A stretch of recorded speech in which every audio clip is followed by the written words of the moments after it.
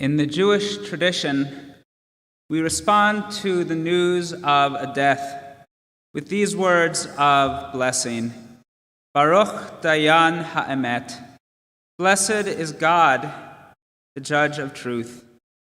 Blessed is God who gave Isaac Luski 93 full years of life, success, and happiness. Adonai Natan v'Adonai Lakach. The Lord has given and the Lord has taken. For those many years, Isaac's family, friends, and community enjoyed the gifts of his life and presence. But now God has taken him. We grieve for the loss, but we are grateful for the time spent with Isaac. Yehi Shem Adonai Mevorach. Blessed is the name of Adonai our God.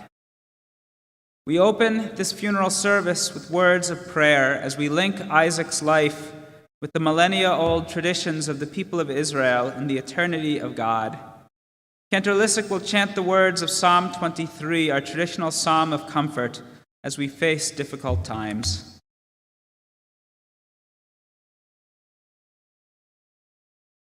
Adonai roi lo echsar bino teshe yarbiteni alemei menuchot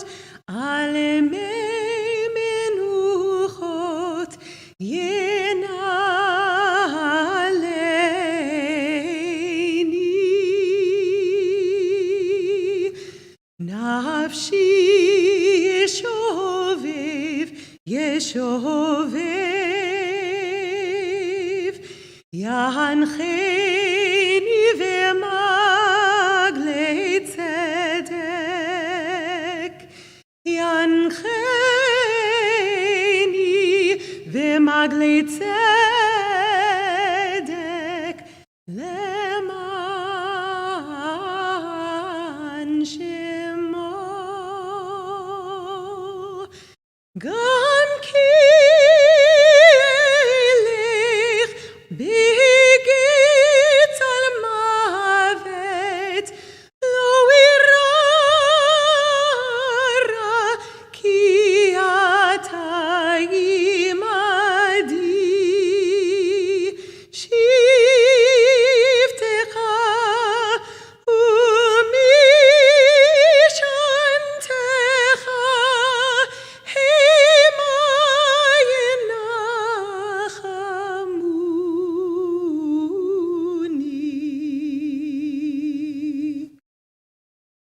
Aroch lefanai,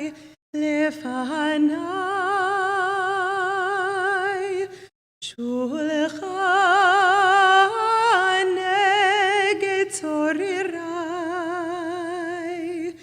dishanta vashemen roshi osi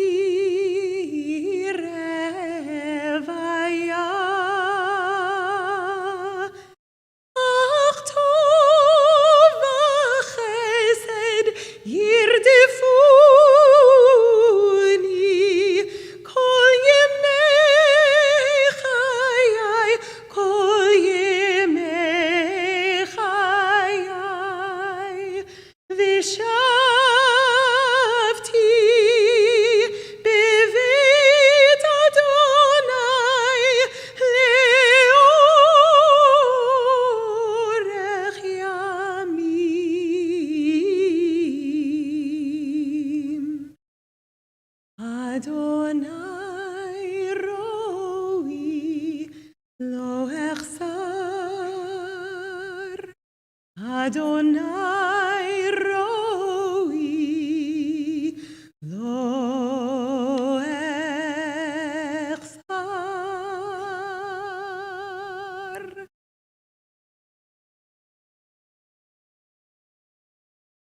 Psalm of David, Adonai is my shepherd, I shall not want.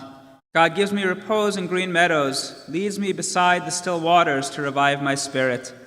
Guide me on the right path, for that is God's essence.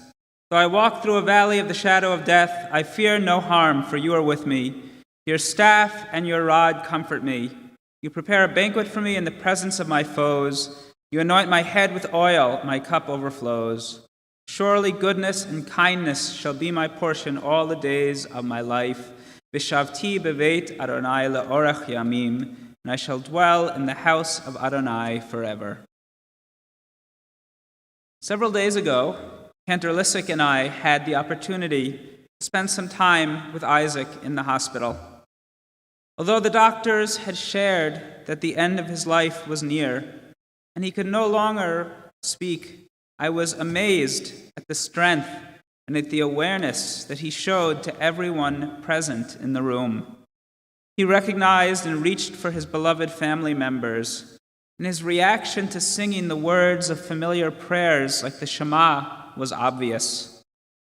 Even more amazing was the fact that before going into the hospital, he felt that his death was near, and he began calling many of the important people in his life to say his farewells. Throughout Isaac's life, he displayed the gift of intuition, of knowing himself, and a constant desire to be surrounded by others, by other people, beloved people and new people, qualities that gave him strength until the very end. Each Shabbat, each Sabbath, Jews turn to the Torah scrolls kept in our ark and read a portion of the Torah, of the 5 books of Moses. In a remarkable coincidence, when we take out the Torah this week, we will read the portion of Genesis about the birth of the original Isaac, who was one of the patriarchs of the Jewish people. In Hebrew, his name Yitzchak means the one who laughed, or the one who caused laughter. Together with Sonia of blessed memory, Isaac brought joy and laughter to his family, to the artists he befriended, and to his whole community.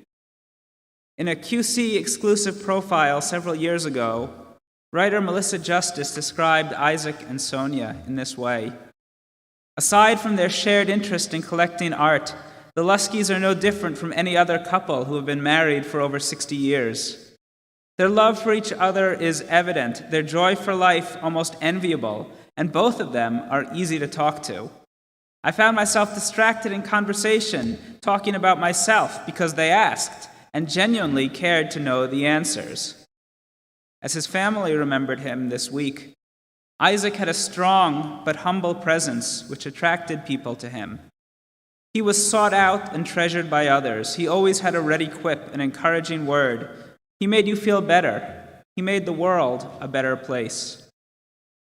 Although Isaac shared a name with the second Jewish patriarch, it is the story of the first patriarch, Abraham, coincidentally his brother's name as well, that inspires me as I consider the life of Isaac Luski. Abraham had built a successful life for himself together with his wife Sarah, when God calls to him and instructs him, "Go from your native land, from your birthplace, and from your father's home, to a land that I will show you. There, in that new land, I will bless you, and all who know you will be blessed by you, or they will be blessed because of their relationship with you."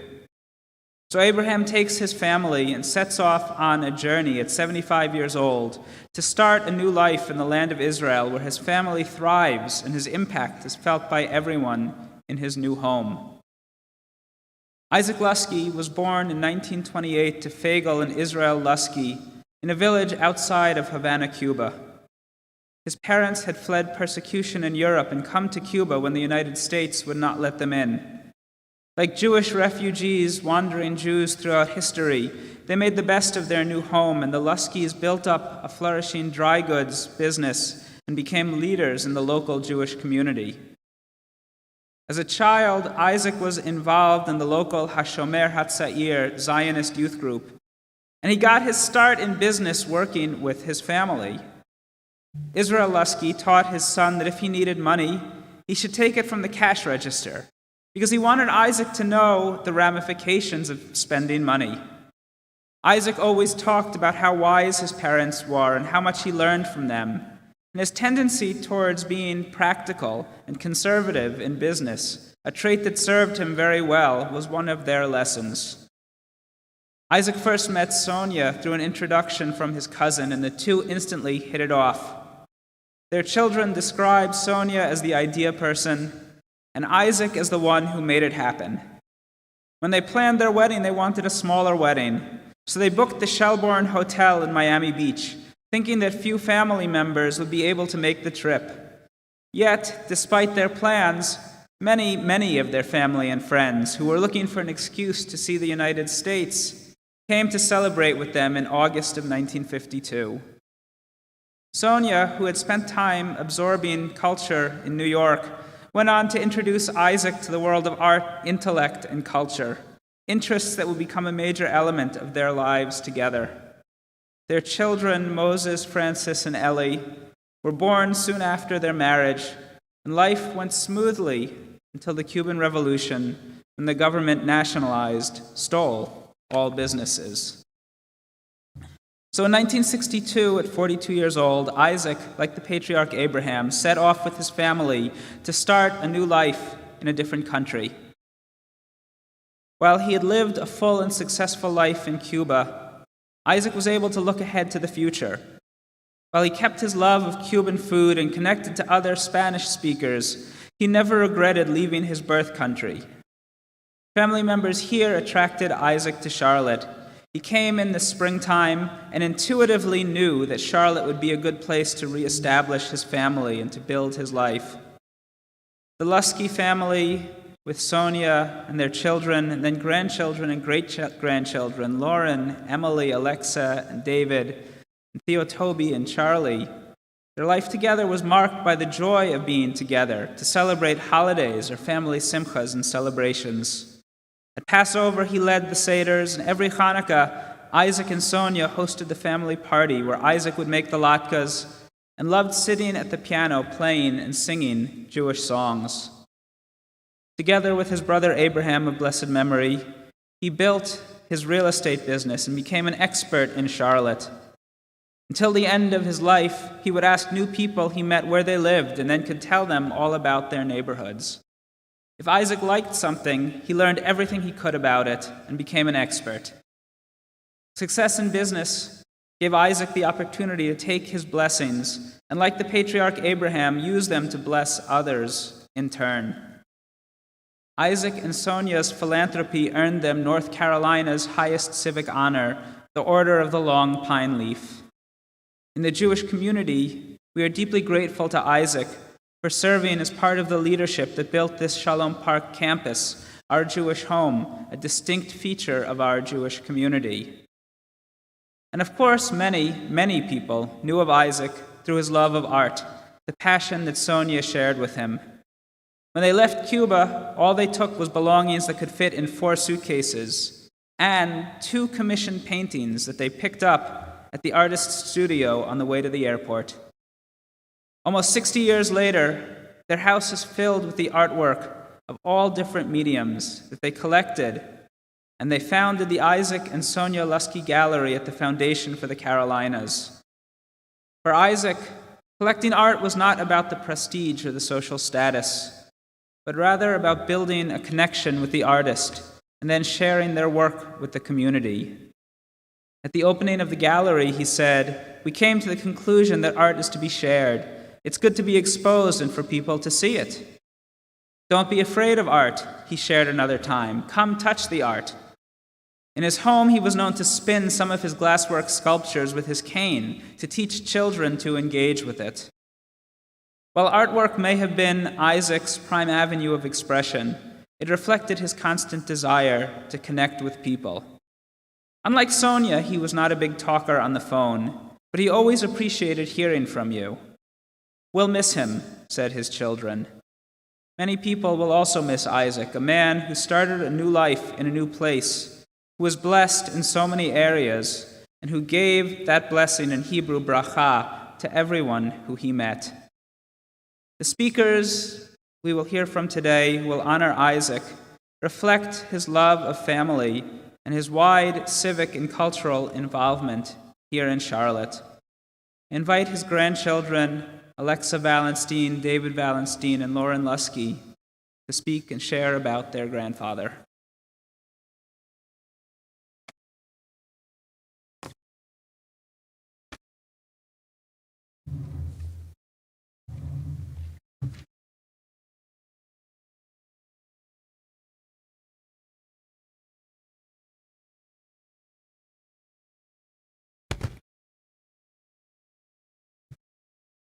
We have lost our best friend, our grandfather, our Zeta. Zeta was not the stereotypical grandfather. He did not fit that mold. He was a larger-than-life person with a young heart and personality, and his presence was unmissable. Most importantly, he imparted so many lessons that have shaped who we are as people, how we see the world, and how we see ourselves. What a gift that is. Here are some of the many lessons that we'll take away from our Zeta. Number 1, you love and value all people, no matter what walks of life they come from. For Zeta, everyone literally had a place at his table. He would cook the same black beans and rice for an executive, an employee, or an artist. Zeta had many families: his Shamrock work family, his Cuban family, his art family, his philanthropic family, his Jewish family, and most importantly, his own family. The significance of these relationships in his life was not transactional. Rather, he valued everyone as part of his tribe. Number 2, the value and a love for working. For him, work was his golf. Even up until a few days ago, he was doing his mental math and talking about the properties. A fun afternoon with Zeta was driving around looking at all the real estate, stopping in to see his managers, and catching up with the tenants. He took so much pleasure and joy from the business he grew with his family over the span of many decades. His grandchildren learned the value of hard work, and more importantly, the value of finding something you love, working hard, and the payoff you ultimately receive. Number 3, trusting your instincts. Zeta was the most instinctive person we've ever met. Even at the end of his life, when doctors said he was going to see his 93rd birthday, which is on Sunday for the record, his instincts told him otherwise. He proceeded to call many of his beloved friends and family and share with them his love and appreciation. His instincts were quick, decisive, and he never looked in the rearview mirror. Number 4, the importance of Judaism. One of the many things we'll miss about our Zeta is him leading us at Seder, Shabbat, and all the Jewish holidays. For him, his Judaism guided his life in more than just a spiritual way. The importance of tzedakah was an everyday occurrence for him. This meant everything from lending money to a friend, supporting the arts, buying dinner for someone, and donating art and money to various causes. He would always tell his grandchildren how important it is to keep the Jewish traditions alive and to remember and honor our heritage. Number 5, always move forward. Zeta was very youthful in his thinking. He encouraged us not to reminisce too much on any past issues, but rather to move ahead. His life was about looking to the future and enjoying the present, the art, the food, the company of his friends and family, and enjoying the pleasure in life were so important to him. Number 5, honoring your emotions. He was a larger-than-life personality. He could experience all ranges of emotion in the course of a conversation. And we have learned that arguing is okay, as long as you don't hold a grudge. Crying is fine, whether it comes from a place of sadness or beauty. And laughing, even if it's not completely appropriate, is perfectly acceptable. As grandchildren, this truly feels like the end of an era. His home with our Boba was a sanctuary, filled with love and food and art and conversation. What an honor it has been that they were in our lives.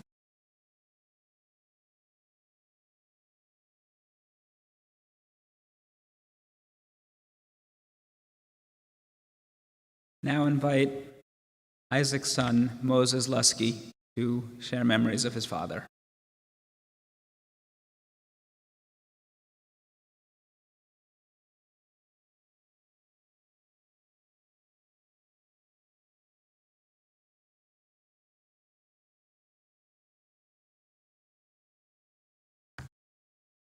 My father, our father, has died.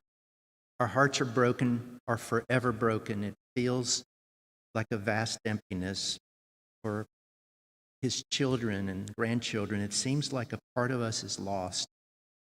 But before we speak of our Father, let us turn to God, acknowledge his dominion, give him praise, and give him thanks for his presence in our hour of need. Earlier this year, my father lost his beloved sister, Marcia.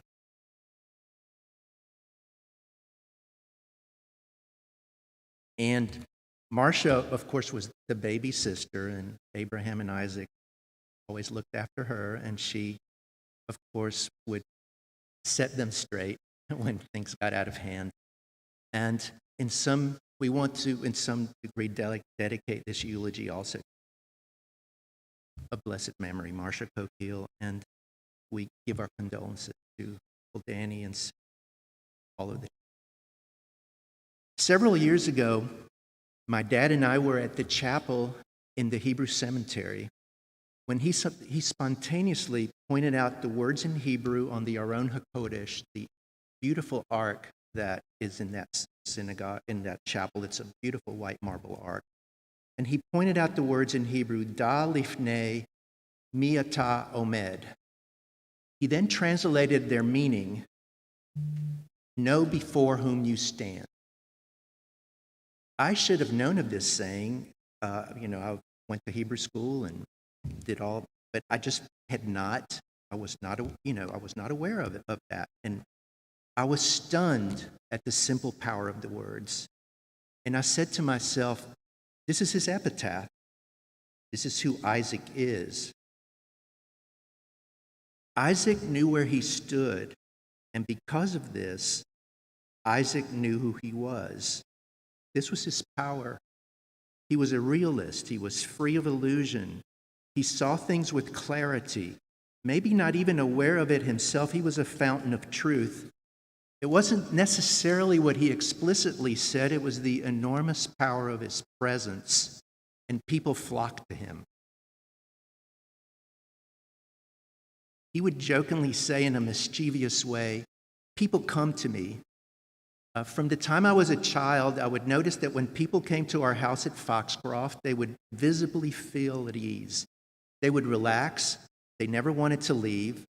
Isaac's charismatic presence at the home was complemented by my mother's powerful presence also. On many weekends, there would be numerous drop-ins by friends, young and old, making their rounds, and there would be music, wonderful conversation and laughter, all surrounded by art, a seemingly endless party, a perfect sobremesa. Sobremesa in Spanish, a perfect lingering at the table, the happy act of gathering amongst friends, resulting in a renewal of spirit. My mother and father lived at the intersection of enormous historical upheaval, a flight from pogroms in Europe. Young Isaac watched his parents try to make a home and a living in a new land. Genocide in Germany. My grandfather pleaded with the president of Cuba to release the refugees from the ships Flanders and St. Louis. He tried, but he failed. The birth of Israel and the war for independence. Our grandfather Israel literally helped raise the money to build the Israeli consulate in Cuba.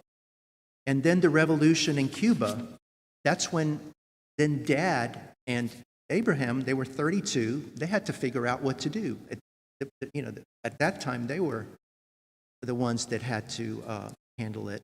All these cross currents were very much alive in Cuba's Jewish community, and together with my grandfather's and Dad's father's example informed my father's worldview. Realistic, cautious, pragmatic, but always resilient and unafraid to take the action which would result in a better life for himself, his family, and those around him. Know before whom you stand. Be humble and give. From this background came a determination within my father to ensure the survival of the Jewish people wherever they lived, especially in their homeland, the state of Israel. Always, he was unfailingly generous to all Jewish charities in the state of Israel. And in Temple Israel, in our Charlotte Jewish community, he was a quiet force. He was not on the committees, he was in the background. As an example, he was part of the leadership group, instrumental in the creation of this beautiful Shalom Park.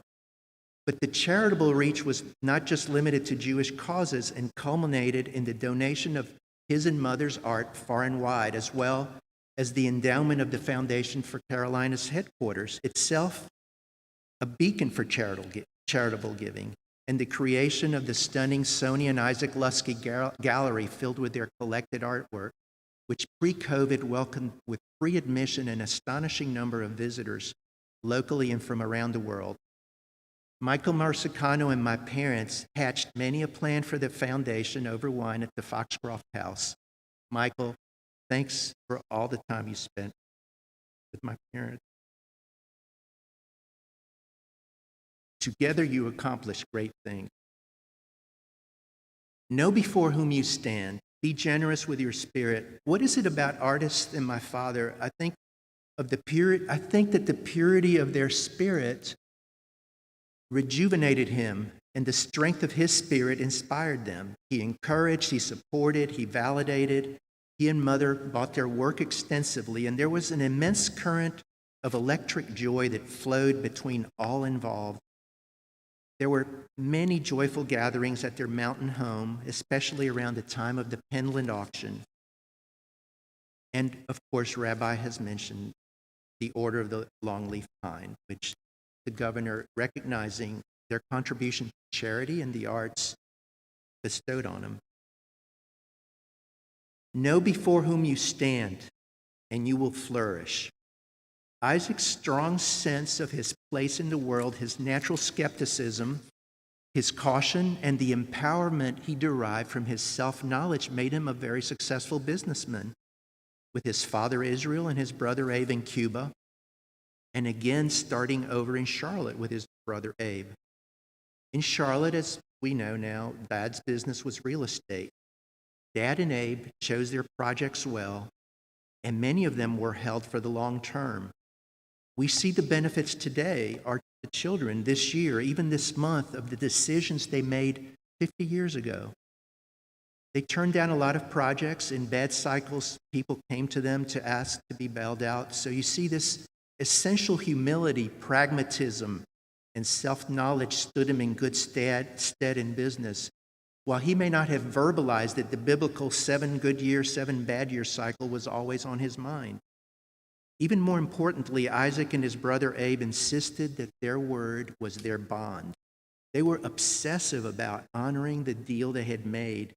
They were not about squeezing every last penny from a deal. They wanted both sides to be happy. So even in the conduct of business, Isaac spread positivity and goodwill. Know before whom you stand, devoted husband and father. He loved us with all his heart.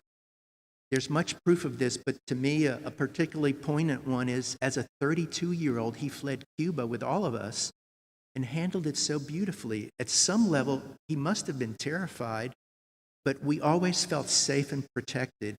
He loved his extended family. As we know, he insisted on saying goodbye to all of them in recent days. He loved his community, he loved the world, and the world loved him. In his prime, he was a character, a cigar at hand, quick with a witty quip, endlessly hospitable, a great cook, a great piano player, the best companion.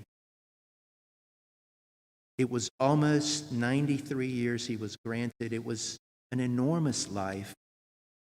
We, his children and the community, must know before whom we stand and acknowledge it was time to let him go. To my sisters, Frances and Ellie, thank you from me and from Dad for so carefully taking care of him with unfailing devotion, and to Ellie's husband, Robert, for whatever Ellie needed. Robert was there to provide. To his crew, Joel, Carlos, Salvador, and Cesar, who were always there to give him a hand. To Kelly and Brenda, who so lovingly helped with Mother, and now with Father as the end came. We want to thank, and I know Dad would want to thank, our Gorelick cousins. They were in large part responsible for us being here, and they have been wonderful, loving relatives as well as business partners. We want to thank all the employees at Shamrock, or Dad would want to thank also. I mean, not only myself, but this is for Dad. All his employees at Shamrock throughout the years, Patty, Jeannie, Judy, Sharon, and Bobby. Thanks to his managers at the apartments, whom he would check for them every day. Louise, Terry, Carla, Honor, and of course to his doctors. We call him Charlie Brown, Dr. Charlie Brown. He and his staff lovingly tended to his legs. Dr. Michael Friedland, he was his savvy primary care physician who kept him going. And then at the end, Dr. Joffrose, his cardiologist. And then also to Dr. Bob Haber, who, dear family friend, who was providing advice during his final days. There's so many memories of him running through me now, and they shall never cease. I am happy. Should I not be? I realize now you will never leave. And so many things you have done to make my life better. My life is about to change for the better. For this love you give never ceases.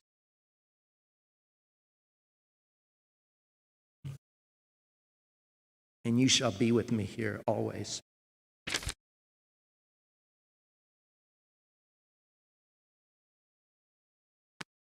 Now call on Michael Marsicano, President and CEO of Foundation for the Carolinas and a friend of Isaac's.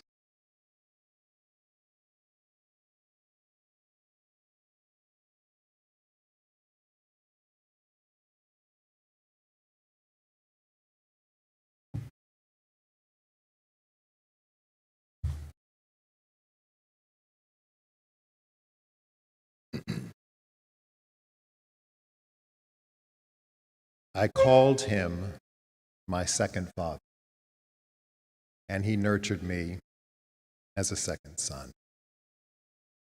The crucible of our rapport was a shared passion for the arts. But I was not alone in this covenant with Isaac.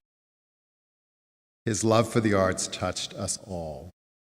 Isaac touched us all. It dawned on me that his extraordinary generosity in gifts of art were really gifts of love to the beautiful Sonia, his soulmate, to his children and grandchildren, whom he adored, to his friends, to so many spaces of community fellowship here at Shalom Park, public libraries, art museums, hospitals, community colleges, universities. The list goes on. And yes, artistic gifts of love he gave to me and to my family. Isaac wanted to expose as many people to art as he possibly could, and so he gave it away for that purpose. One of his most joyous philanthropic endeavors was to a charity that inspires charity, namely Foundation for the Carolinas. Isaac and I had so much fun putting together its headquarters facility, the Luski Funeral Center for Philanthropy.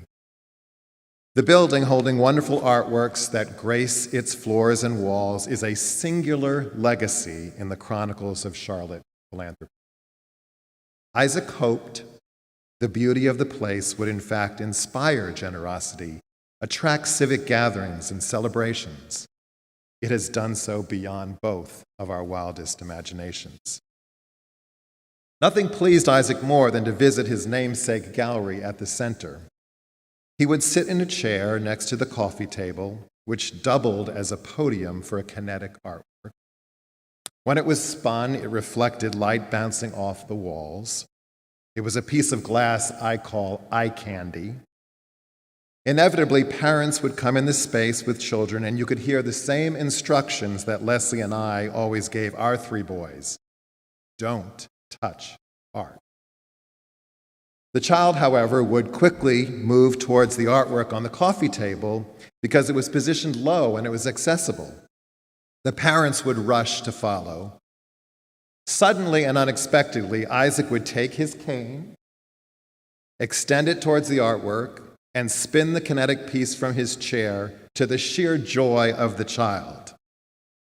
Not knowing that the big burly man seated there was the patron of the collection, the parents were absolutely horrified.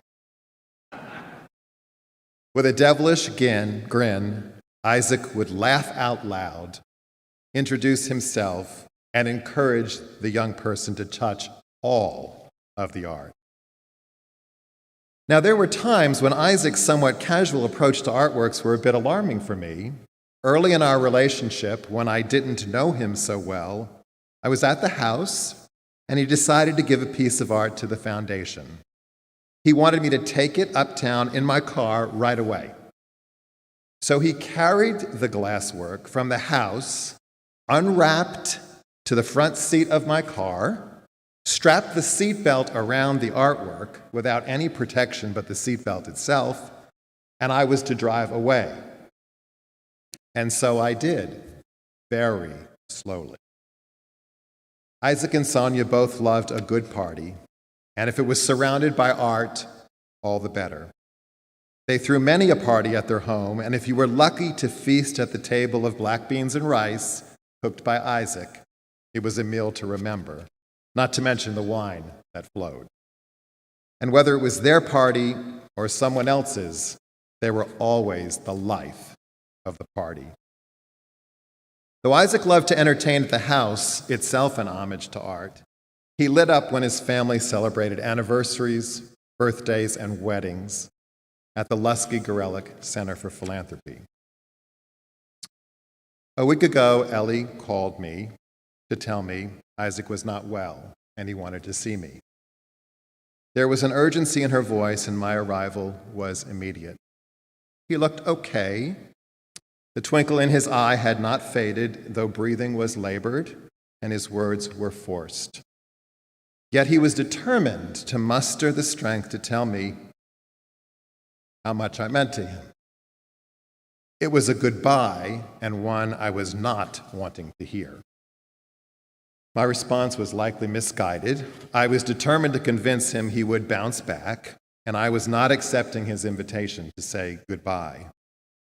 Isaac didn't argue with me, as he was often known to do with all of us, argue that is. He just smiled, for he knew otherwise. Isaac Luski was one of the most intuitive men I have ever met. His intuition was matched with the keenest of intellects. There was yet no medical prognosis. Isaac just knew his time had come, and he wanted to say goodbye. I stopped challenging him and yielded to fate when he pointed in the direction of an artwork, a stunningly beautiful piece of glass he had acquired from my favorite of all the artists benefiting at the hand of his remarkable patronage. He was saying goodbye to me with his signature gift of love, a piece of glass. You see, Isaac and Sonia believed beauty in all its forms was divinely inspired. They could give no greater gift than something of beauty. You might say aesthetics were their calling card. The two of them were so close, shared an evergreen zest for life, a rare partnership of kindred spirits. So much so, we spoke of them not as Isaac or Sonia, rather as if their names were one, Isaac and Sonia, Sonia and Isaac. Their gifts of beauty were not defined by artworks alone. They planted trees in Israel. One of them has my name on it. While they were generous to institutions, and particularly those tied to their faith, much of their generosity was person to person in a quiet resolve. They sponsored individuals to become American citizens. Isaac sat at lunch counters with people once not welcome to be seated at those counters, and he fed them. And of course, at his hand, many individual artists survived tough times. Countless acts of kindness to both friends and strangers define the philanthropic legacy of Isaac Luski. The saying, "He gave the shirt off his back," defines Isaac like no other. Well, during our afternoon of goodbyes, his words, while chosen carefully for economy of breath, were eloquent with gratitude.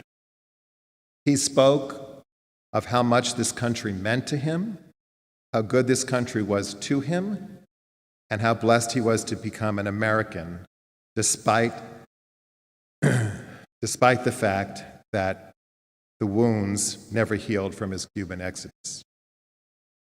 How much he loved Charlotte and the friendships and families that sustained him, he talked about.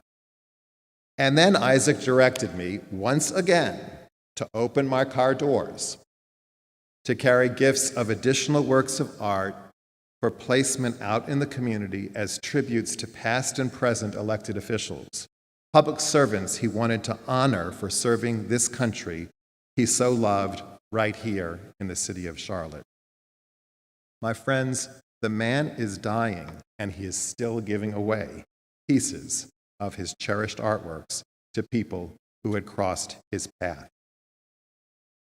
Isaac Luski's last acts in life were acts of generosity. I pray to God that I might be so benevolent in the pain of passing away. I pray that all of us are. When I spoke in celebration of Sonia's life, I spoke of her journey to the heavens. Shakespeare's eloquence places Isaac right there with Sonia. And I quote, "When he shall die, take him and cut him out in little stars, and he will make the face of heaven so fine that all the world will be in love with night and pay no worship to the garish sun."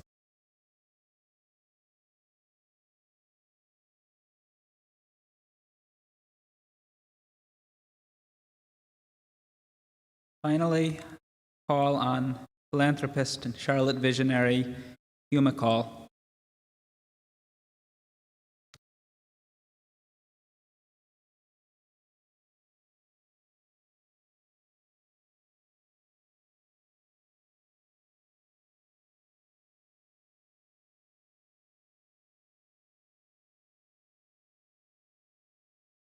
Well, I'm here today as a friend of Isaac Luski and of Sonia Luski.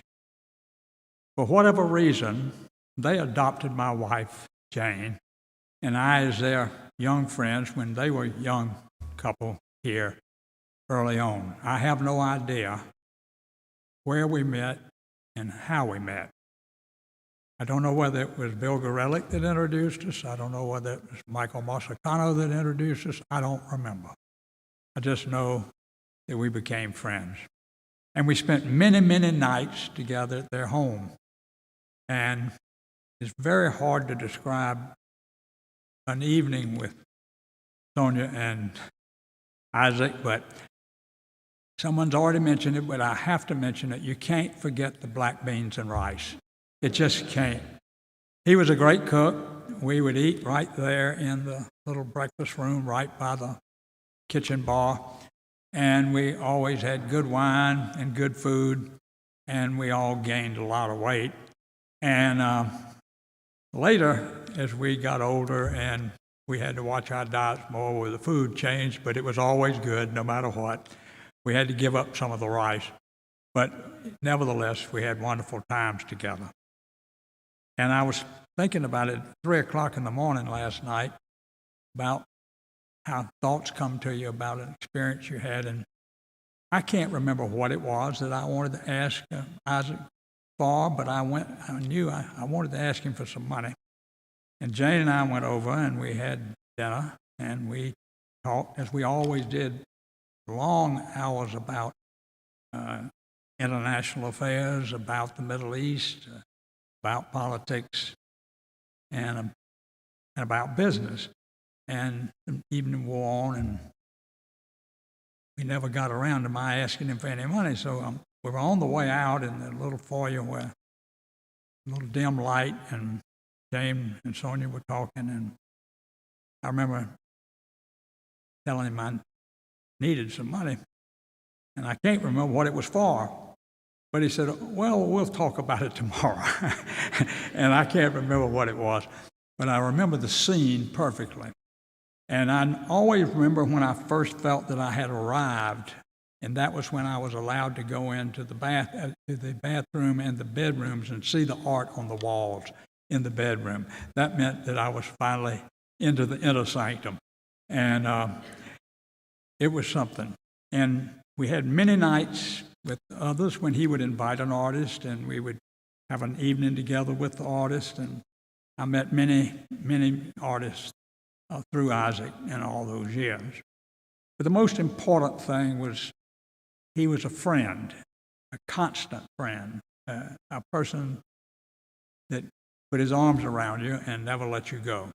And so all my memories are fond memories. I have no memories that are not fond. And I think all of us are his friends, and we will all miss him greatly.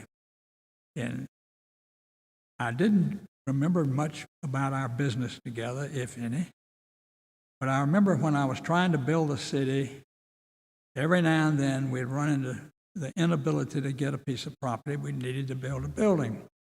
And inevitably, it would be owned by the Luskis. How they knew exactly where to buy the property is beyond me, but they always had the key piece of property to a big block. So we did do business, but it was always desperately. And trying to get that last piece of property so I could build a 40-story tower or something. Anyway, I just want to say to all of you all, my wife and I cherish their memory of Sonia and Isaac. We appreciate the family and all you've done for this town. We appreciate all the good life that we've had together as young couples and growing old together. We came here in 59, and I guess they came in 61 or 2, somewhere along in there. And we spent many, many years together. And so it's a blessing that we've known each other. And let's hold him in our memory always. Thank you for letting Jane and I be here.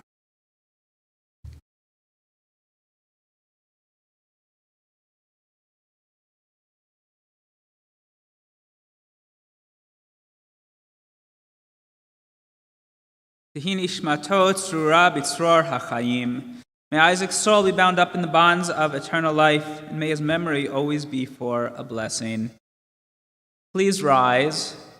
As Cantorlistic chants the El Molei Rachamim, the memorial prayer, in memory of Yitzchak Alexander ben Yisrael Halevi V'Fegel. El Molei Rachamim,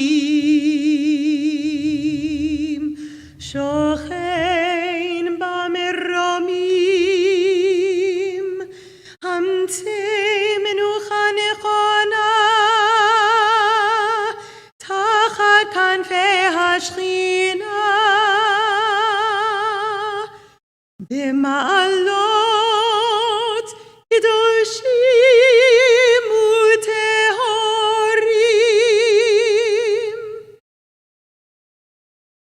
Zohar Harakia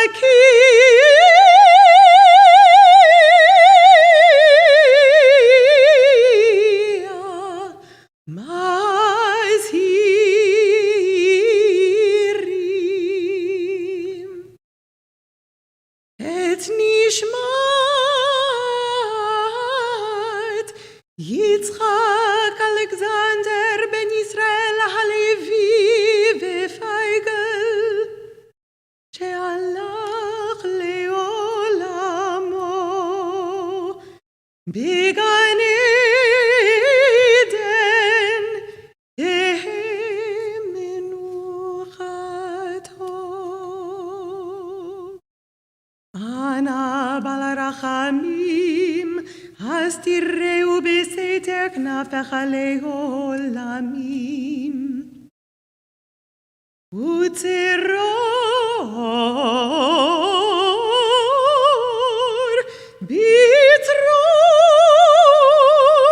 ביצרור החיים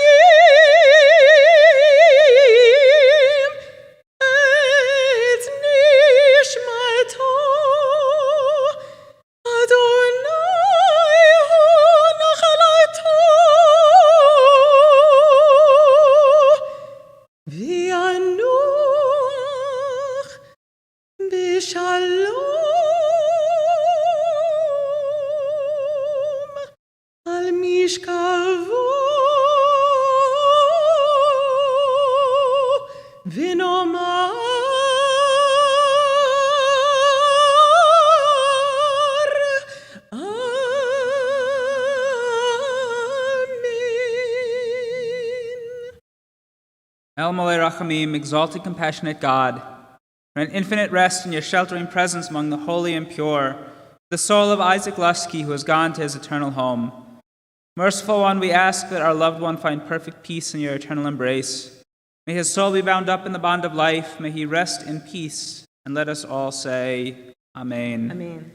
We will now conclude the portion of this funeral service taking place here in Temple Israel and escort Isaac to his final resting place in the Hebrew cemetery.